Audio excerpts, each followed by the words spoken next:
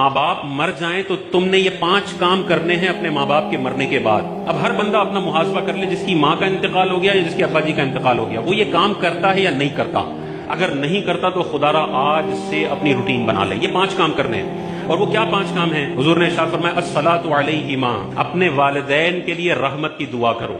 ہم اپنا محاسبہ کر لیں, پچھلے 6 مہینے کے اندر کبھی بھی منہ پہ یہ جملہ آیا یا اللہ میرے والدین کی قبروں پر تو اپنی رحمتوں کا نزول فرما؟ اگر آیا ہے تو آپ اس حدیث پر عمل کرنے والے ہیں, اور اگر نہیں آیا تو آپ کا شمار ان اولادوں میں ہوتا ہے جو بڑی احسان فراموش اولاد ہے. یہی ماں باپ تھے جنہوں نے پیمپر تبدیل کیے تھے, 25 سال تک دگا کیا تھا, شادیاں کروائی تھی, کاروبار سیٹ کر کے تمہیں ٹرانسفر کیا تھا.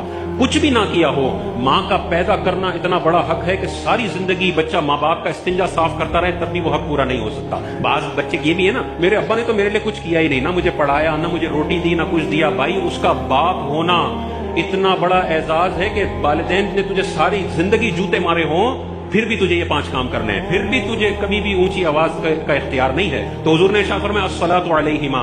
دوسرا ارشاد فرمایا والاستغفار لہما, اپنے والدین کے لیے دعائے مغفرت کرے. تو دعائے رحمت کرنی ہے, یا اللہ میرے والدین کی قبر پر رحمتوں کا نزول فرما, یا اللہ میرے والدین کے صغیرہ کبیرہ گناہوں کو تو معاف فرما.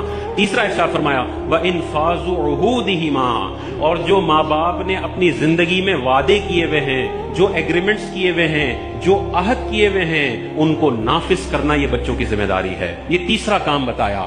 ابا جی نے 90 ڈیز پیمنٹ ٹرم پہ کاروبار کیا ہوا ہے اور 20 دن میں مر گئے, یہ ابا نے عہد کیا ہوا ہے, پورا کرنا بچوں کی ذمہ داری ہے. ابا جی نے اپنے ٹریڈ پیبلز کے قرضے دینے ہیں, یہ ابا جی نے عہد کیا ہوا ہے, ان کے ساتھ ایگریمنٹ کیا ہوا ہے, یہ پورا کرنا لازم ہے. چوتھا ارشاد فرمایا وَإِكْرَامُ صَدِيقِهِمَا, اور ان دونوں کے دوستوں کی عزت کرنا.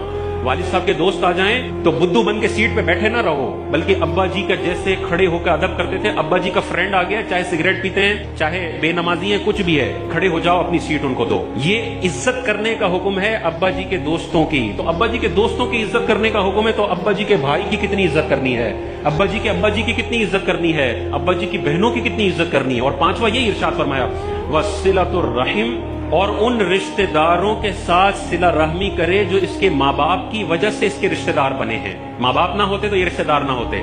تو اس میں چچا بھی آ گئے, پھپھو بھی آ گئے, خالہ بھی آ گئے, ماموں بھی آ گئے. ابا جی کا انتقال ہوا تو یہ نہیں ہے کہ بس چچا کو اب ان کے حال پہ چھوڑ دیا, پھپھو کو ان کے حال پہ چھوڑ دیا کہ اب یہ جانے, ابا جی جانے, ابا جی تو چلے گئے, ہمارا تو ان کے ساتھ کوئی خاص تعلق نہیں ہے. نہیں, میں نے اپنے رشتہ داروں سے رشتہ جوڑ کے رکھنا ہے.